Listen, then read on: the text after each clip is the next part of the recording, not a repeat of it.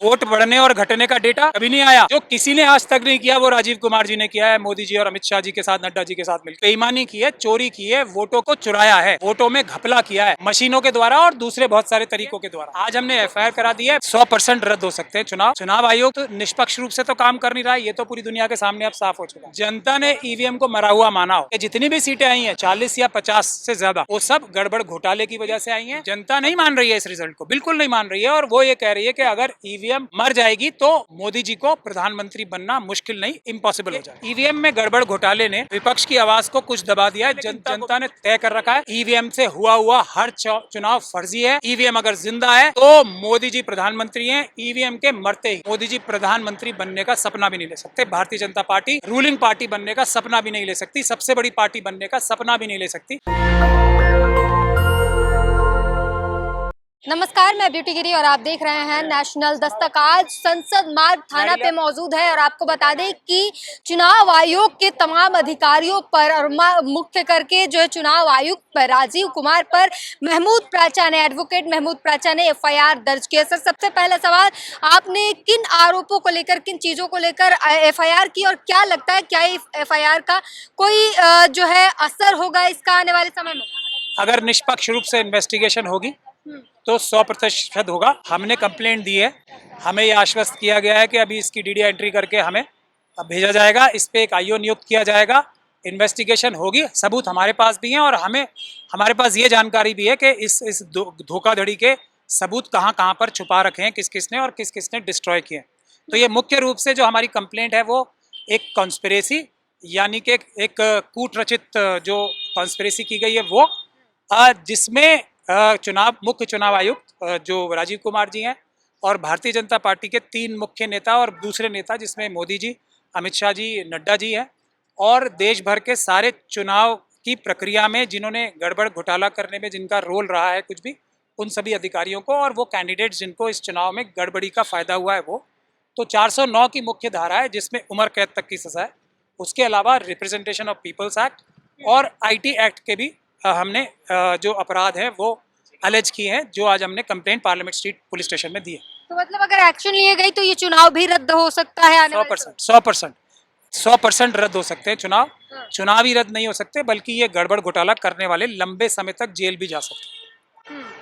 अभी हाल में एक तस्वीर जो सोशल मीडिया पर देखने को मिल रहा है कि वो EVM की मशीन में जो है वोटिंग के आंकड़े कुछ और है और गिनती कुछ और किए गए, जिसमें हजारों हजार की संख्या में वोट गायब हो गए हैं। इस पे एक बड़ा सवाल है और आप तो एडवोकेट हो तो समझ सकते हैं, लीगली बता सकते हैं कि ये वोट किसके खाते से काटे गए, क्यों काटे गए और कहाँ मैनेज किए गए? अगर कोई गड़बड़ी हो रही है इस समय, जबकि चुनाव आयुक्त जो है वो भारतीय जनता पार्टी द्वारा, प्रधानमंत्री द्वारा ये चुनाव आयुक्त तीनों बनाए गए, तो गड़बड़ी अगर होगी तो उसका फायदा लॉजिकली भी सोचे तो उन्हीं को होगा ना जिन्होंने बनाया है उन्हें। चुनाव आयोग तो निष्पक्ष रूप से तो काम कर नहीं रहा है, ये तो पूरी दुनिया के सामने अब साफ हो चुका है। तो अगर वो बेईमानी कर रहा है तो बेईमानी का फायदा उसी को पहुंचाएगा ना, अपने जो उसका आके होंगे, जो उनके मालिक होंगे, जिन्होंने उन्हें इस पद पे बिठाया है गलत तरीके से। सुप्रीम कोर्ट के डायरेक्शंस ऐसे निर्वाचन आयोग के मेंबर्स को अपॉइंट करने का नहीं है, उसको तोड़ के सुप्रीम कोर्ट के डायरेक्शंस के खिलाफ जाके अगर कोई कार्य किया है, और जो BEL में और ECIL में अपने जो डायरेक्टर्स बनाए हैं जो भारतीय जनता पार्टी से कनेक्टेड लोग हैं, वो भी एक अपराध है ना। ये सभी, और ये सब ने मिलके जो BEL है और ECIL है वो भी इस हमारी जो कंप्लेंट है उसमें वो भी मुलजिम है। तो ये सभी लोग किसको फायदा पहुंचाने के लिए करेंगे, उसी को ऑब्वियसली, मतलब प्रथम दृष्टया जो शक जाएगा उसी पे जाएगा ना, जिसको फायदा पहुंचाने के लिए और जिसने इन लोगों को इन महत्वपूर्ण पद पे बैठाया गया है। तो ये कानूनी प्रक्रिया के हिसाब से भी जो क्रिमिनल ज्यूरिस्प्रूडेंस है, जो बेनिफिशियरी होता है किसी भी क्राइम का या अपराध का, उसको ही प्राइम एक्यूज्ड माना जाता है। तो मैं आपको पूरी तरीके से लॉजिकल बात बता रहा हूँ, कोई अपनी कयास या अंदाजा नहीं लगा रहा। अगर प्रधानमंत्री की भाषणों की बात करें, और देखा गया था अभी आप FIR कर रहे हैं अधिकारियों पर, चुनाव आयोग को इलेक्शन के दौरान भी सुप्रीम कोर्ट तक ले जाया गया था, उस पर जो है नाराज दिखे प्रधानमंत्री। संसदीय बैठक में कह रहे हैं कि जिन लोगों ने ये हरकत की चुनाव के दौरान में, चुनाव आयोग को कोर्ट तक घसीटा और उसके काम में बाधा डाली, इसके लिए देश माफ नहीं करेगा। ये चुनावी मेंढक की तरह आते हैं और जो चुनाव के समय पे EVM करते हैं उसके बाद फिर गायब हो जाएंगे। आज चुनाव के रिजल्ट आए हुए अभी 10-12 दिन ही हुए हैं, 15 दिन। 12 दिन ही हुए, 13 दिन। उसके बाद नहीं, चुनाव के रिजल्ट आने से पहले और बाद में देश की जनता जिन्होंने मेरी जिम्मेदारी लगाई है कि ईवीएम के खिलाफ आप आवाज उठाओ, एक दिन भी अगर जनता सोई हो इस मुद्दे से, जनता ने ईवीएम को मरा हुआ माना हो, तब मोदी जी और चुनाव आयुक्त की बात सच हो सकती है। जनता बिल्कुल आज भी यही बोल रही है कि जितनी भी सीटें आई हैं 40 या 50 से ज़्यादा, वो सब गड़बड़ घोटाले की वजह से आई हैं। और जनता ने एक सेकंड भी चैन की सांस नहीं ली है। भले ही जो हमारे जो नेतागण हैं जीत के थोड़ा अभी रिलैक्स्ड महसूस कर रहे हो, लेकिन जनता नहीं मान रही है इस रिजल्ट को, बिल्कुल नहीं मान रही है। और वो ये कह रही है कि अगर ईवीएम मर जाएगी तो मोदी जी को प्रधानमंत्री बनना मुश्किल नहीं, इम्पॉसिबल हो जाए। वो तो कह रहा है कि ईवीएम ने सबकी बोलती बंद करा दी है, चुप करा दिया इस बार ईवीएम ने सबको। बिल्कुल बिल्कुल, एक तरह से चुप। मोदी जी इस बारे में कुछ सही भी कह रहे हैं। हाँ। बिल्कुल चुप करा दिया है। वरना अभी मोदी जी की 40 से 50 सीटें आती तो आप अंदाजा लगा सकते हैं कि पूरा देश कितनी खुशियां मना रहा होता और विपक्ष के नेता भी किस तरीके से बात कर रहे होते। कुछ तो उनकी बात में सच्चाई भी है कि ईवीएम में गड़बड़ घोटाले ने विपक्ष की आवाज़ को कुछ दबा दिया है, जनता को भी कुछ थोड़ा सा निराश किया है। लेकिन जनता ने तय कर रखा है ईवीएम से हुआ हर चुनाव फर्जी है। ईवीएम अगर जिंदा है तो मोदी जी प्रधानमंत्री हैं। ईवीएम के मरते ही मोदी जी प्रधानमंत्री बनने का सपना भी नहीं ले सकते। Bharatiya Janata party ruling party बनने का सपना भी नहीं ले सकती, सबसे बड़ी पार्टी बनने का सपना भी नहीं ले सकती। वो सबसे छोटी पार्टियों में से एक हो जाएगी। आप कह रहे प्रधानमंत्री की कुर्सी खतरे में, कभी भी कुर्सी गंवा सकते हैं। कुर्सी तो देखिए, प्रधानमंत्री की कुर्सी देश की कभी भी खतरे में नहीं आ सकती, क्योंकि पूरे देश की जनता प्रधानमंत्री की कुर्सी के पीछे खड़ी है। खतरे में आते हैं वो लोग, ये बात सही है, जो खतरे में आते हैं वो लोग जो कि देश में संविधान की शपथ लेके प्रधानमंत्री की कुर्सी की बेइज्जती करते हैं, उसके साथ धोखा करते हैं। प्रधानमंत्री, होम मिनिस्टर की कुर्सी कभी खतरे में नहीं आ सकती जब तक देश में एक भी नागरिक देशभक्त बाकी है। उसकी रक्षा तो हम लोग करेंगे।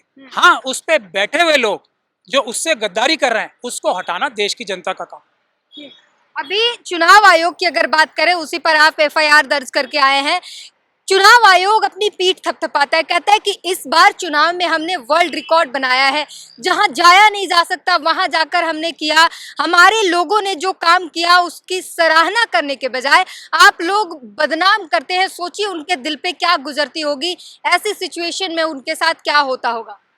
बिल्कुल सही है, ऐसा डेटा कभी आया ही नहीं है कि ऑलमोस्ट 99% सीटों पे गड़बड़ घोटाले का, वोट बढ़ने और घटने का डेटा कभी नहीं आया। जो किसी ने आज तक नहीं किया वो राजीव कुमार जी ने किया है, मोदी जी और अमित शाह जी के साथ, नड्डा जी के साथ मिलकर। ये बात तो वो सही कह रहे हैं, लेकिन ये बेईमानी की है, चोरी की है, वोटों को चुराया है, वोटों में घपला किया है मशीनों के द्वारा और दूसरे बहुत सारे तरीकों के द्वारा। तो इसके लिए उन्हें शर्मिंदगी होनी चाहिए। पूरी दुनिया के सामने एक ऐसा एग्जाम्पल उन्होंने सेट किया है कि इतने बड़े संवैधानिक पद पर रह के भी कोई ऐसा काम कर सकता है, कोई ऐसा गंदा घिनौना काम कर सकता है, उसकी मिसाल ज़रूर इन्होंने कायम की है। आज हमने एफआईआर करा दी है। बहुत जल्दी मुझे उम्मीद है देवाशायम जी और दूसरे लोग जो हमारे इंटेलेक्चुअल लोग हैं, वो जो citizen commission for on elections जो है, वो एक नो कॉन्फिडेंस मोशन लाने के लिए भी तीनों चुनाव आयुक्त के लिए, उसके लिए भी तैयारी कर रही है। लेकिन पहला स्टेप आज हो गया है, हमने एफआईआर दर्ज कराने की क्रिमिनल कंप्लेंट हमने फाइल कर दी।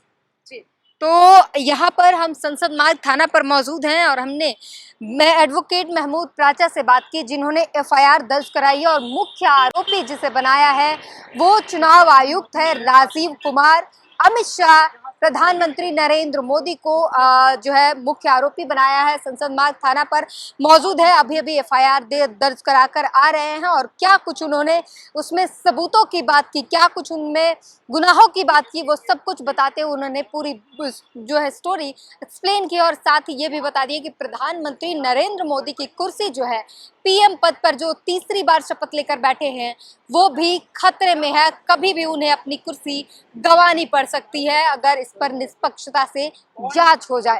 इस पूरी बातचीत पर अपनी प्रतिक्रिया जरूर दीजिए। कैमरामैन आशीष के साथ ब्यूटी गिरी, नेशनल दस्तक। नेशनल दस्तक की आपसे गुजारिश है कि अगर इसको बचाना चाहते हैं तो नेशनल दस्तक को सब्सक्राइब करने के लिए रेड कलर के सब्सक्राइब बटन को दबाएं, फिर बेल आइकन की घंटी दबाएं। नेशनल दस्तक को बचाने के लिए बहुत जरूरी है कि हर खबर को शेयर करें, लाइक करें, कमेंट जरूर करें।